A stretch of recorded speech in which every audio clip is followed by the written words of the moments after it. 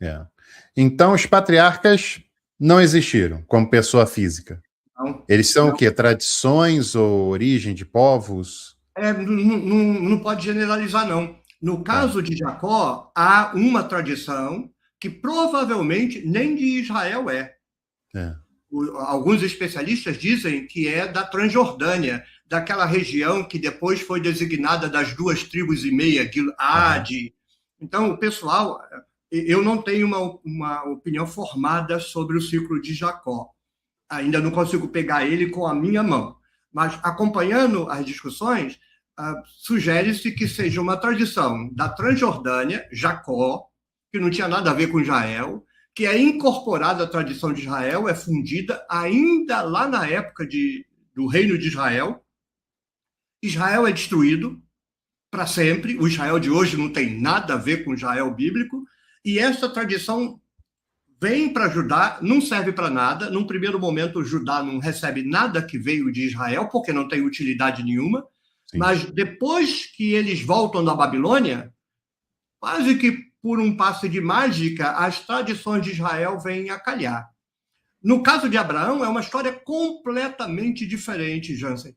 Tem um texto em Ezequiel, que para mim é o texto mais importante para compreender Abraão na Bíblia, e os especialistas, eu estava lendo o Thomas Homer e o Israel Finkelstein, As Origens da Torá, eles nem mencionam essa passagem, que é um fofoqueiro do pessoal que está lá no cativeiro babilônico, provavelmente já posterior à libertação dos persas, mas eles ainda estão lá. Acho que eles estão naquela fase de fazer prospecção. Como é que está lá para a gente voltar? Uhum. Esses caras vêm em Jerusalém, veem como está, voltam e dizem que o pessoal que está lá na Jerusalém destruída está dizendo que a terra é deles, porque a terra pertenceu a Abraão, então pertence a eles. Esse texto ele é de uma importância tão grande que se o cara tivesse dizendo que a terra é minha porque pertenceu a Abraão, e Abraão fosse um antepassado designado pelo pessoal que está na Babilônia, os judeus, porque os abraamitas, os camponeses, não são judeus, são cananeus. O grupo de judeus que entrou foi para Jerusalém e ficou em Jerusalém. Eles eram classe dominante. A população de Judá inteira era cananeia. Então, quando os judeus foram para o cativeiro, a população ficou, e a população era abramita. Então, devagarinho, eles retomaram Jerusalém, e agora, quando os caras vão voltar, não, a terra é nossa. E qual é o argumento? Abraão era dono disso, então é nosso. Por que o pessoal da Babilônia não disse, então a terra é nossa também, porque nós somos descendentes de Abraão? Eles não disseram. Eles disseram, a terra não é de vocês, porque vocês derramam sangue. Mas então, como é que agora Abraão virou pai de todo mundo? Porque o que eles fizeram? Eles vieram para Babilônia, para Jerusalém, tomaram a terra dos camponeses à força, mas quem entende um pouquinho de política sabe que você tem que usar força e manipulação. Aí, para usar manipulação, o que eles fizeram? Eles se apropriaram de Abraão, inventaram que Abraão era pai de Israel, pai dos judeus, pai de todo mundo, construíram uma história de que não importa se você é filho de Abraão, porque até Ismael é filho de Abraão. Você tem que ser filho de Abraão, mas filho de Sara e Isaac. Uhum. Então, nós somos filhos de Isaac, então a terra é nossa, vocês são camponeses. Então, eles inventam uma tradição. Só que tem um problema. Eles são adoradores de Yahvé e vão inventar a monolatria. E Abraão não é adorador de Yahvé. Na tradição campesina, Abraão é adorador de El Shaddai. Aí eles inventam o texto mais sem vergonha do Antigo Testamento, que é o texto de Êxodo 6, em que está lá para todo mundo ler. É o que os jesuítas tentaram fazer no Brasil, o que o Paulo tentou fazer no Areópago. O texto diz assim, eu sou Yahvé, eu apareci para Abraão, Isaac e Jacó como El Shaddai, mas pelo meu nome, Yahvé, eles não me conheceram. Essa discussão é histórica. Isso está sendo inventado pelos camponeses. Aí os camponeses são feitos de besta e agora, então eles são adoradores de Yahvé. É que era El Shaddai. Agora eles vão inventar a história de Abraão. Quando você começa a ler a história de Abraão em Gênesis 12, a primeira coisa que Abraão faz é construir um altar para Yahvé e invocar o nome de Yahvé. Como se ele não conhecia? é porque essa história já é fake, é chapa branca. Toda a história de Abraão é para legitimar o discurso do Templo de Jerusalém. Agora, é óbvio, eu escrevi um texto com o Haroldo Heimer sobre isso, e o Haroldo Heimer gosta de tentar manter sopros de tradição. Então, ele dizia que a presença da árvore, a presença da pedra nos textos é a tradição dos fracos se achando um lugarzinho dentro da tradição. Não descarto. Uhum. É mais ou menos como se a mídia faz hoje, né? Como é que a mídia mente? A mídia não mente só contando mentira. Ela conta uma verdade, bota a mentira no meio da verdade, e aí você compra a mentira porque está junto com a verdade. Você não consegue mais separar a verdade de mentira. Então, mesmo os mitos de manipulação vão recolher elementos das tradições populares, ressignifica aquilo e devolve para o camarada para ele ser domesticado. Então, não dá para a gente tratar a construção dos patriarcas da mesma forma.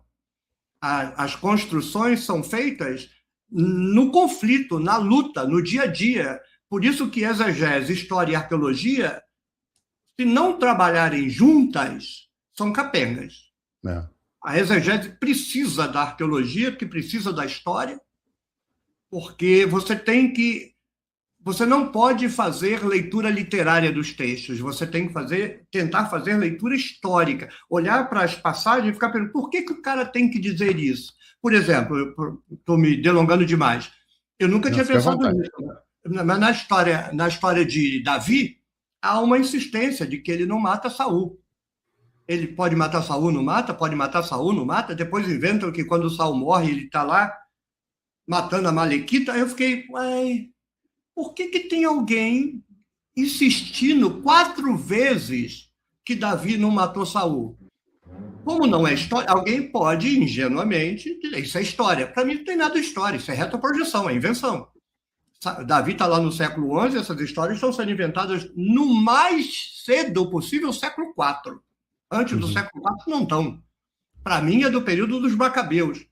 Para mim tem disputa dinástica. Eu acho que quando a dinastia volta, tem lá o pessoal dizendo que é da dinastia de Saul, aí o pessoal dizendo que é da dinastia de Davi, e o pessoal dizendo que a dinastia de Davi é assassina, mata, regicida.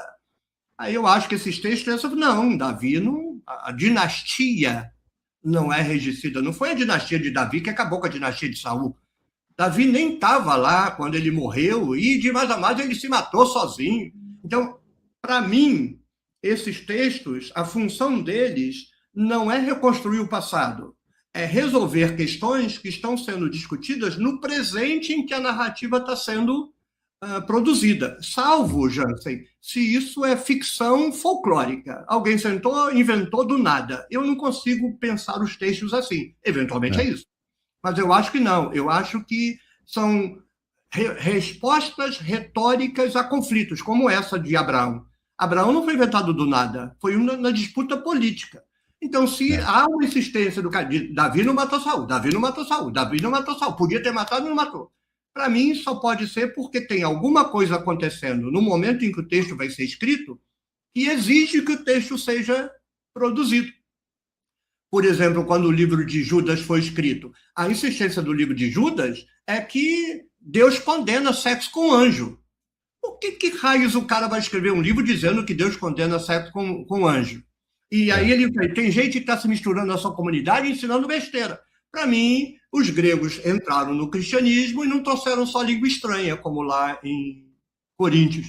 Trouxeram também as práticas que para a gente é pornografia, para eles é religião, as bacanagens dionisíacas. E aí, quando chega no cristianismo, encontra as narrativas de sexo com anjos, junta, faz a identificação e começam a criar cultos que a gente vai ficar olhando, mas que troço é isso aí?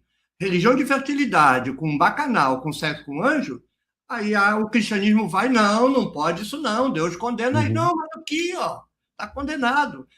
Essa, para mim, é uma das razões pelas quais Orígenes vai jogar fora o mito do diabo, que o mito original judaico do diabo é isso. Os anjos vêm fazer sexo com as mulheres, Deus não deixa voltar para o céu, E eles ficam aqui atazanando. Orígenes muda, joga fora e inventa o mito oficial do diabo, que é uma alegoria de Ezequiel, dizendo que ele tentou tomar o lugar de Deus. Então, essas histórias são ficção? São, mas na sua plástica narrativa. Mas a origem delas brota de conflitos históricos reais. Uhum. Entende o que eu estou querendo dizer? Sim, sim, faz muito sentido. História, mas a história não está no nível narrativo. A É, história está por trás do nível exato. narrativo, no uso que o narrador pretendeu fazer daquilo. E aí é difícil pra caramba de você lidar com o texto. Não é fácil, não, é muito difícil. E aí, gostou do corte que você acabou de assistir? Então não se esqueça de deixar a sua curtida, de se inscrever no canal e aproveite também para visitar a descrição desse vídeo, porque lá tem um material muito rico que certamente vai te interessar.